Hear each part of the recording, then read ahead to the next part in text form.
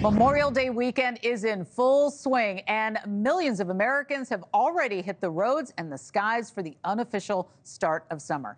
Nearly 44 million Americans are expected to travel 50 miles or more this weekend. Is that you?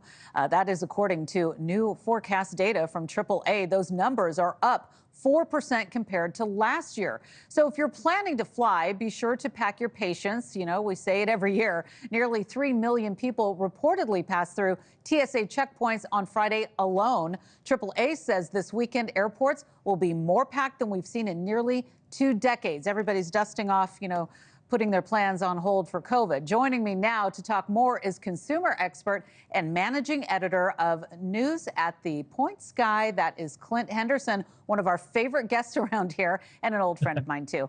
Clint, thank you so much for being here today. All right, as we take a look at this travel weekend, a lot more people hitting the road and going up in the air.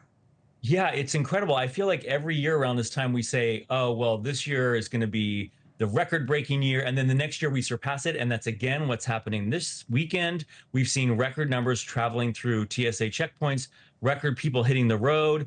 The great news is, so far, it's been relatively smooth. We're not seeing those meltdowns that we saw a couple of years ago around the holiday time and in the summer. And I think that's because the airlines, the airports are staffed up again. We don't have those staff shortages that we were having out of the pandemic. But man, it's gangbusters. Everyone wants to go and everyone is going. Right. And we talk about the economy a lot. So you wonder how people are affording it all in some cases.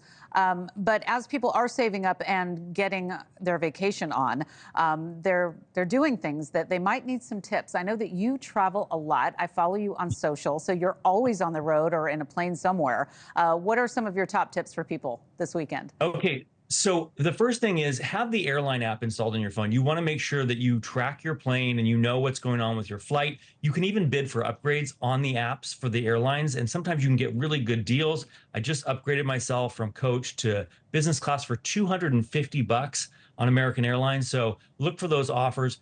The other thing is get Clear or TSA PreCheck. You want to have those security systems to speed you through security. Mm-hmm. Some airports, though, have something called Clear Reserve. You can reserve your spot in line ahead of time at airports like Orlando, and you don't even have to be a member. So look for deals like that.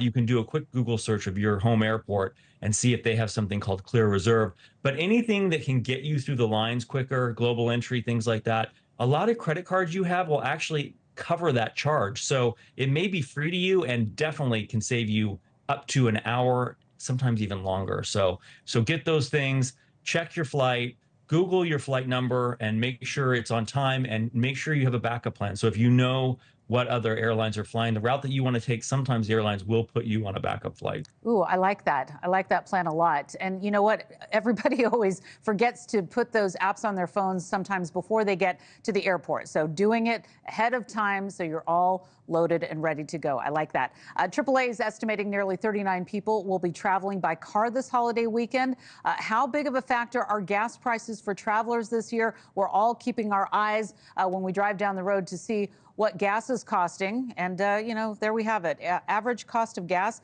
$3.62 is the national average.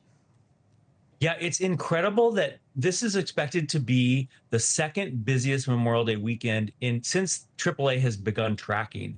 So it's pretty incredible considering how high gas prices are. And I think one of the things, and you hinted at this earlier, I think one of the things that happened during the pandemic was people decided, what am I going to do when I can get out and about again? And everyone said on their bucket list was travel. And so people don't care how much it costs. They're going to travel come heck or high water. They want to get out on the roads. They want to go to places like Japan or Europe that they haven't been to before. And so you're seeing demand correspondingly high, whether it's driving or flying. Thanks for watching. Go to joinnn.com to find NewsNation on your screen. And don't forget to click the red subscribe button below to get more of NewsNation's fact-driven, unbiased coverage.